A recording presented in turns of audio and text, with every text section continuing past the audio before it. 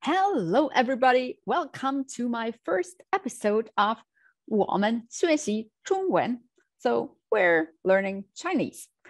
Now, the question is Chinese really that difficult? Now, let's find it out right now. In daily life, we've probably encountered many times those enigmatic Chinese characters. So no matter where you go, you've probably seen a lot of them. Here are just a few on t-shirts.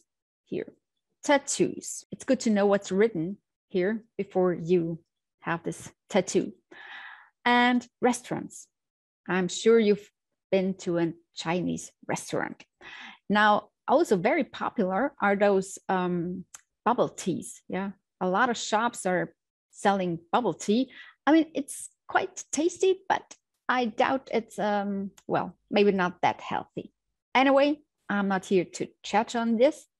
I'm just here to introduce you the sign for tea. The original word for tea comes from China and began its triumphal march through the world in two ways. So our character here, that means tea. It came via the sea route from South China and on land, on the land route from North China. Now, why am I telling you this? Because we have two different forms of spelling or pronunciation. So from South China, it made its way to Europe. We have the word tea. So here in South China, the pronunciation was a bit like tea. And in North China, they said something like cha. That explains why in German, English, French, Italian, the word te, is used. And in other parts of the world, like in Russian, Turkish, Arabic, and Greek, chai, shai, and tsai. So obviously in Greece, they were not quite sure whether they should call it like tsai or chai, whatever. Just wanted to give you those two variations. So one is te, the other is cha, but all goes back to this character here. I have it now here in a bigger version. Let's take a closer look at the character for tea, cha.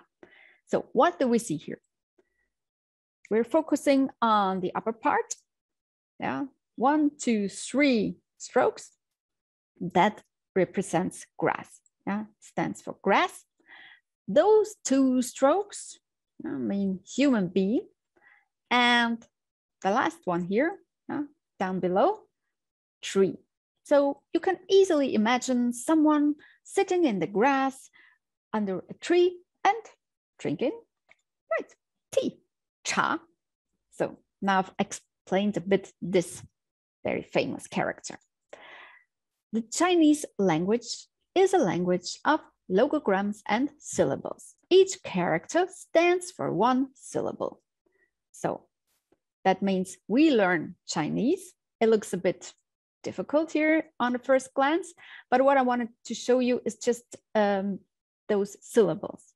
So we have here each and every character stands for one syllable.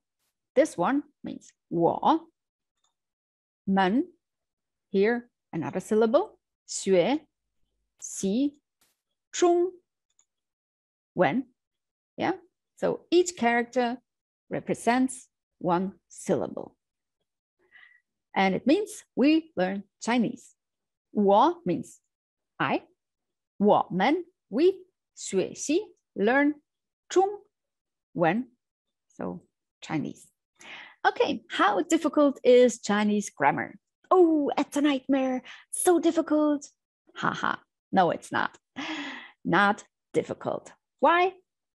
Yeah, our Chinese friend here is very happy with his language because there are no cases, no declinations, no complicated tenses, and also neither upper nor lowercase letters, as we have, for example, in German, which is my mother language. Very difficult. I recommend you to study Chinese. It's really more people are speaking Chinese than German. That's for sure. Well, I want to give you just a little example on how the grammar works. So let's take this phrase here. Please don't concentrate on the characters. Don't get nervous. We really don't need them right now. All I want to show you is how the grammar works. So what's written here is literally translated in I accompany you go supermarket. You see, that easy. 我 means I pay, accompany, 你 you 去 go 超市 supermarket. So 我陪你去超市. I accompany you go supermarket. Well, we could say I will accompany you to the supermarket. It implicates the future tense. And Chinese is a very contextual language, but we'll come to this later. I give you another example, just a second one, then we're finished with this. So we have our phrase.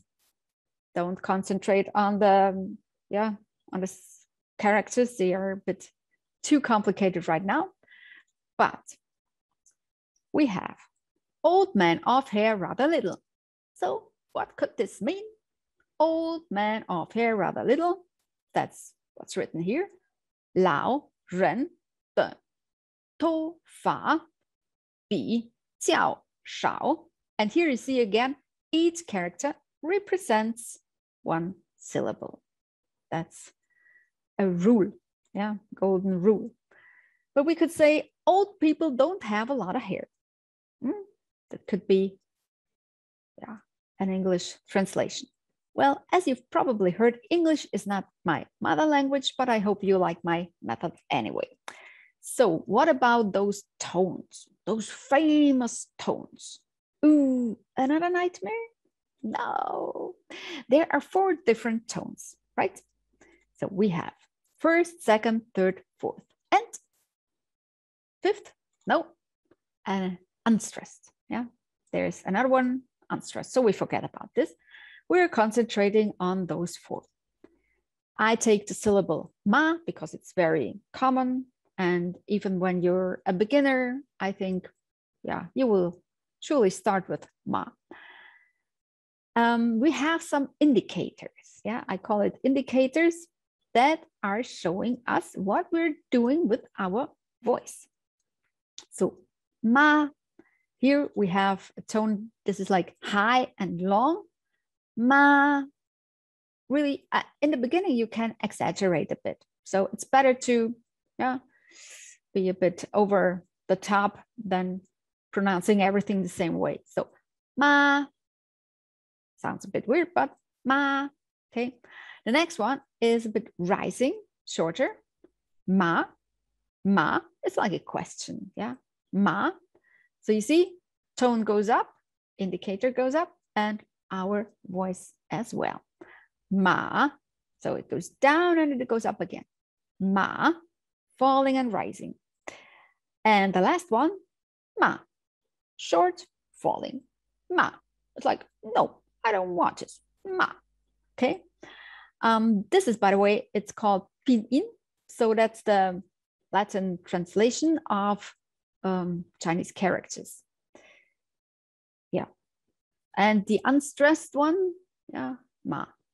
We'll come to this later, not today, but I'll give you an explanation for this. So these are our 4 tones. So it's, I know you're looking the same way. That's the expression I had when I first saw those tones here, but it's not that difficult. What if you pronounce those tones incorrectly? No, it's fine. Everything's fine. You know why? No problem. I tell you why. Just think about Chinese songs.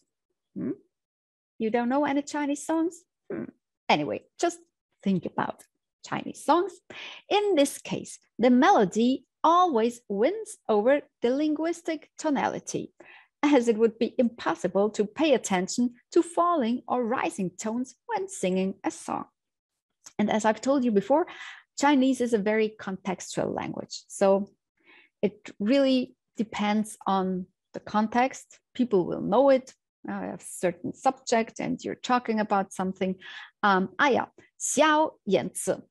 What does it mean? It means little swallow, a very famous Chinese, no, it's not a pop song, but a popular song, yeah, folk song, could say, 小眼子. I sang it a couple of years ago, looking a bit younger than I'm looking now. Anyway, 小眼子. I give you only a few seconds so that you just can imagine what it sounds like, and yeah, that the pronunciation is not that important. Take a listen. 小燕子穿花衣，年年春天来这里。我问燕子你为啥来？燕子说这里的春天最美丽。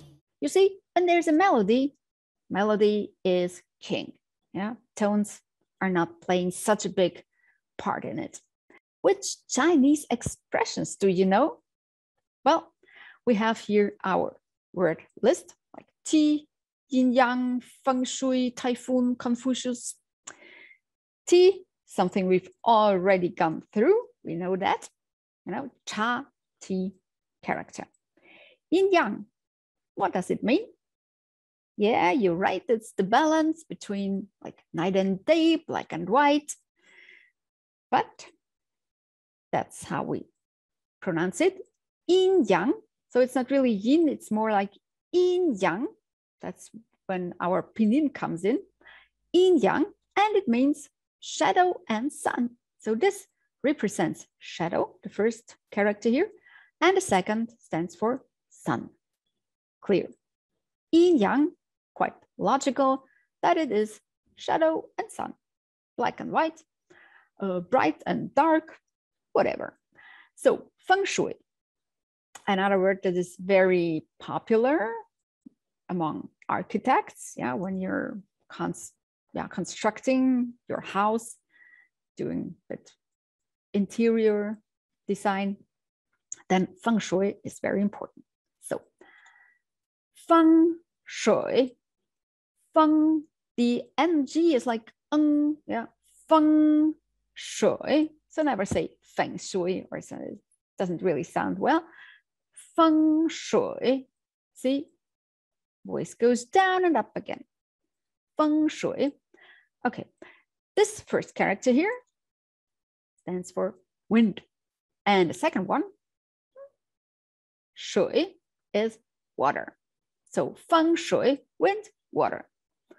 Can imagine that that's always important when you're constructing a house or searching for a place where you want to build your house. You have to check out where the wind comes from. Is there water underneath? No? Important things. Typhoon. Oh, typhoon is not that nice. So tai, what do we see? Here we have again our wind. Character for wind. Taifeng. Taifeng. That means Tai stands for something like tower, and Feng is our wind. Can imagine, yeah, big tower of wind. That's our typhoon. Yeah, Taifeng. And the last one, you know him. I'm sure you know him. In Chinese, he's not called like Confucius, but Kongzi. Kongzi. Yeah, Kongzi. This is our Chinese philosopher. So let's come to our last page. How do we say restaurant in Chinese? Well, it's written here. Yeah, you're right. It's not written very clearly, so I give you a better writing now. Still not clear where it is? Now, let's find out together which one of these characters means restaurant. Well, first one, Shang. Does it mean restaurant? Nope. Shang. Hai. Does it mean restaurant? No. As you've guessed, Shanghai is the city of Shanghai. So the first two characters represent Shanghai. Okay? Shanghai. Now let's come to the last ones here. Fun. We're getting closer because fun means something like rice or food. Yeah, fun. And this character here stands for, or it's pronounced like dian. Dian means shop. So like a rice food shop is our restaurant. Perfect. So fan dian means restaurant. And here we have Shanghai fan dian. So just watch out for those two characters because when you find them, you know, there's yummy, yummy food, Chinese food. That's always very tasty. So fan dian, that's our restaurant. I hope you've enjoyed this lesson, the first one here. And all I have to say right now is 再见, which means goodbye. 再见. Bye.